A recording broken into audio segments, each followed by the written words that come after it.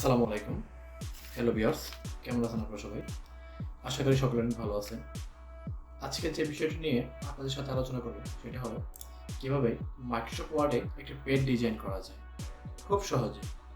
তো চলুন আজকে আমরা দেখি কিভাবে একটি পেজ ডিজাইন করা যায়।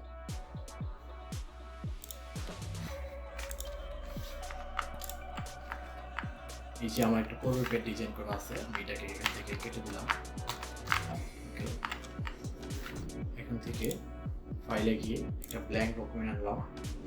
আনার পর এখান থেকে আমি পেজ লেআউটে গেলাম।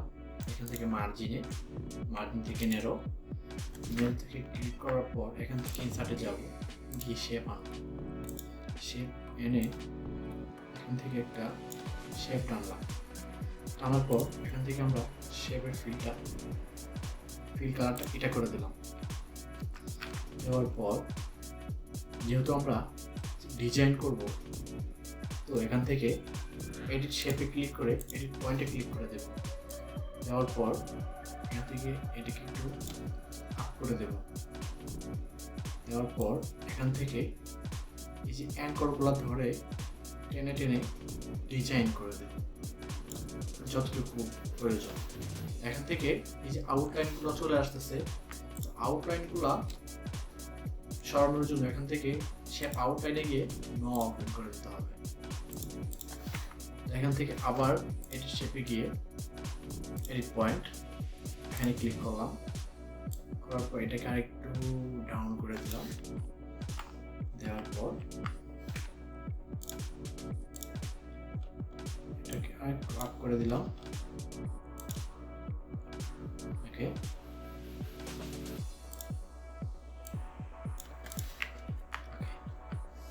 এখান থেকে আরেকটা শেপের প্রয়োজন আমার। একটা শেপ নিয়ে নিলাম। এটাকে আমি কালার দিব, শেপ ফিল কালার দিব গ্রিন কালার। আউটলাইনে গিয়ে no outline, send to backward করে দেবো এখান থেকে। দেওয়ার পর এখান থেকে এডিট শেপে গিয়ে এডিট পয়েন্টে ক্লিক করে দেব। এখান থেকে এটাকে আরেকটু টেনে উপরে নিয়ে যাব, এটাকে একটু টেনে উপরে নিয়ে যাব। এখান থেকে এক পয়েন্ট ধরে এটাকে ডিজাইন করে দেব।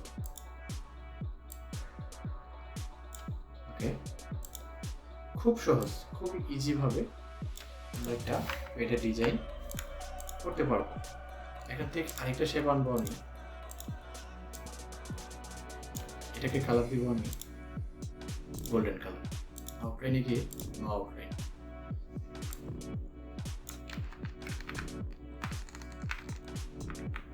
সেন্ড টু ব্যাকওয়ার্ড, আবার সেন্ড টু ব্যাকওয়ার্ড। এখান থেকে এডিট শেপে গিয়ে আবার এডিট পয়েন্ট এখানে যাব, এখানে দেব। দেন এটাকে ধরে একটু উপর দিকে দিয়ে দেব। দেখেন আমাদের এখানে ডিজাইনটা সম্পূর্ণভাবে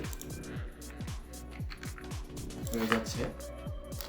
এখন দেখেন সুন্দর একটি ডিজাইন পেলাম আমরা খুব সহজেই। খুব কিন্তু কঠিন না, এমএস ওয়ার্ডে খুব সহজে একটি পেজের ডিজাইন করা যায়। তো আমরা উপরের কাজটা করলাম, এখন নিচের ডিজাইনটা করব। করার জন্য সেম ভাবে আমরা ইনসার্টে যাব, গিয়ে শেপে ক্লিক করে এখান থেকে আরেকটা শেপ আনবো। আনার পর এটাকে ফিল কালার দিব হচ্ছে এটা। আউটলাইনে গিয়ে নো আউটলাইন, এটাকে একটু টান দিয়ে ধরে নিয়ে বড় করব। এখান থেকে এডিট শেপে গিয়ে এডিট পয়েন্ট, আমি এই পয়েন্টটাকে ডিলিট করে যাচ্ছি। ডিলিট করে দেওয়ার পর এটাকে একটু জুম করে নিলাম। করার পর এটাকে আমি একটু আপ করে দিলাম। ওকে,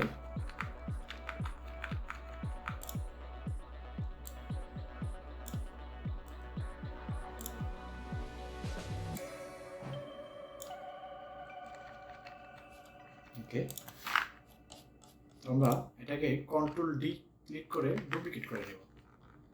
নেওয়ার পর এটাকে আমরা ফিল কালারে গিয়ে গ্রিন কালারটা দিয়ে দিব, সেন্ড টু ব্যাকওয়ার্ড।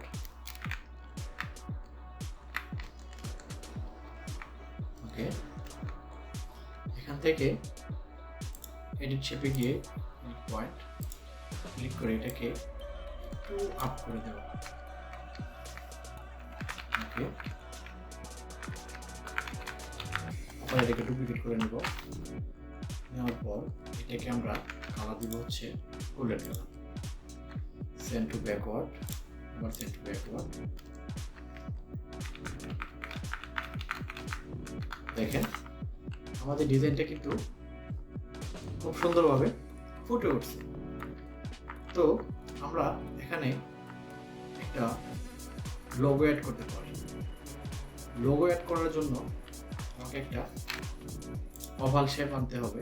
শেপে গেলাম, শেপে গিয়ে ওভাল শেপ, এখান থেকে একটা ওভাল শেপ নিলাম, শেপ ফিলে গিয়ে হোয়াইট কালার করে দিলাম, শেপ আউটলাইনে গিয়ে নো আউটলাইন, এটাকে ধরে এখানে রাখলাম। ওকে, আমরা চাইলে এখানে আমাদের নির্দিষ্ট লোগো, আমরা যে কাজের জন্য পেটটা বানাবো, যার যে কাজ, এখানে চাইলে আমরা লোগো অ্যাড করতে পারবো। লোগো অ্যাড করার জন্য ইনসার্টে যেতে হবে, এখান থেকে পিকচার, দিস ডিভাইস। আমি আমার লোগোটাকে ডেস্কটপে রাখছি। এখান থেকে এটা আমার পিএনজি লোগো, আমি এখান থেকে এটাকে নিয়ে নিলাম। নিয়ে নেওয়ার পর এটাকে আমি একটু ছোট করলাম। এখানে ওয়ার্ড টেক্সটে গিয়ে ইন ফ্রন্ট অফ টেক্সটে যেতে হবে। যাওয়ার পর এটাকে একটু ছোট করে নিব। ওকে,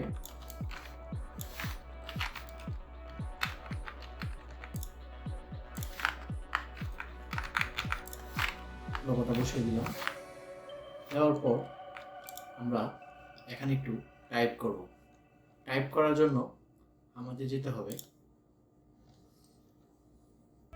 ওয়ার্ড আর্টে ক্লিক করে এখান থেকে একটা এতে ক্লিক করে দেব।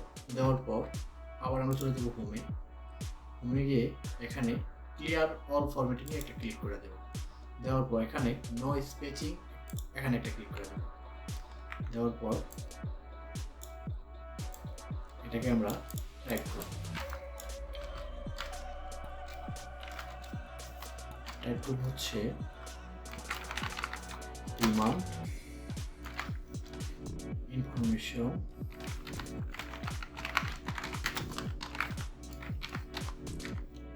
Technology institute.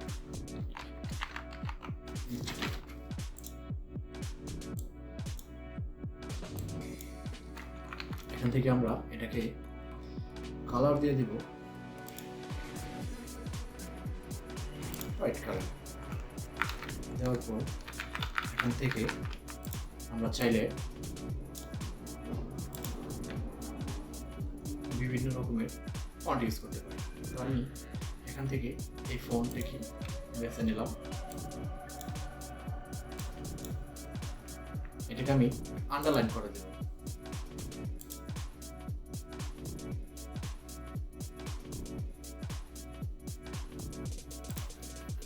ওকে, তো আমি এটাকে এখান থেকে কন্ট্রোল ডি ক্লিক করে ডুপ্লিকেট করে নেব। নেওয়ার পর এখানে আমরা এটা ঠিকানা দিয়ে দেবো, ডিএইচএ একেবারে শ্রীপুর গাজীপুর। ওকে, এটাকে এখান থেকে আমরা একটু ছোট করে নেব।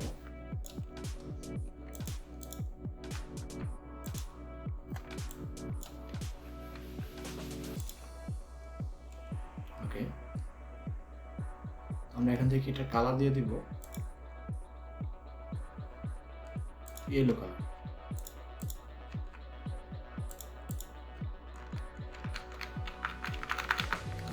ওকে,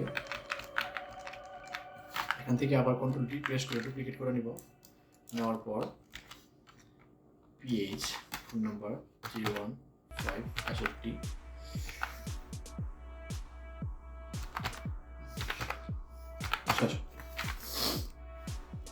এখান থেকে আমরা ফোন নাম্বারটা একটু ছোট করে দেব। এখান থেকে কালারটাকে আমরা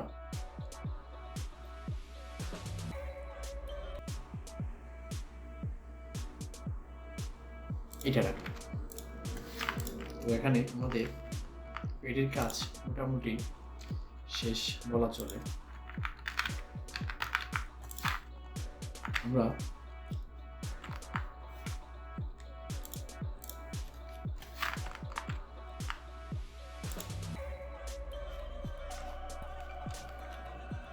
একটা পেডটার মাঝখানে একটা ওয়াটারমার্ক অ্যাড করতে চাচ্ছি। আমরা ওয়াটারমার্ক অ্যাড করার জন্য দুইভাবেই করা যায়।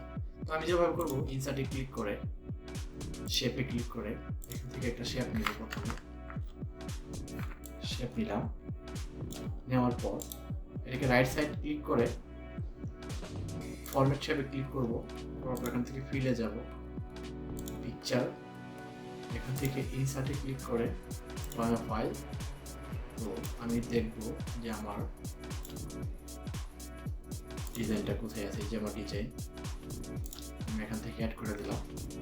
দেওয়ার পর এটাকে আমি আমার পেজের সাইজ অনুযায়ী রিসাইজ করে নেব। নেওয়ার পর এখান থেকে ট্রান্সপারেন্সি অপশনে গিয়ে থেকে আমি কমিয়ে দেব। এখান থেকে আমি 70 রাখবো। ওকে, এখান থেকে দেখেন আমার এই শেপে বা ওয়াটারমার্কে একটা আউটলাইন চলে আসছে। এটাকে ইয়ে করার জন্য শেপ আউটলাইনে ক্লিক করে নো আউটলাইন করে দিতে হবে। দেখেন এখন আমার এই পেজটি একদম প্রফেশনাল হয়ে গেল। সম্পূর্ণভাবে একটি ডিজাইন হয়ে গেল খুব সুন্দরভাবে। এখানে চাইলে আপনাদের মন গড়া কোনো কিছু লিখতে পারবেন। এসএল চাইলে এখান থেকে জেড,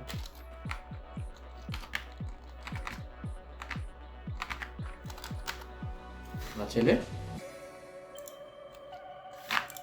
লিখতে পারবেন। তো দেখেন কিভাবে খুব সহজে আমরা মাইক্রোসফট ওয়ার্ড ব্যবহার করে চমৎকারভাবে একটি পেজ ডিজাইন করতে পারি। তো এই ছিল আজকের এই ভিডিও। যদি আমার এই ভিডিও দেখে আপনারা একটু হলেও উপকৃত হন, যদি একটু আপনার এই ভিডিওটি ভালো লাগে, অবশ্যই ভিডিওতে একটি লাইক দিয়ে ডিমান্ড আইটি ইনস্টিটিউটকে সাবস্ক্রাইব করে আমাদের পাশে থাকবেন। সবাই ভালো থাকবেন, সুস্থ থাকবেন। আল্লাহ হাফিজ।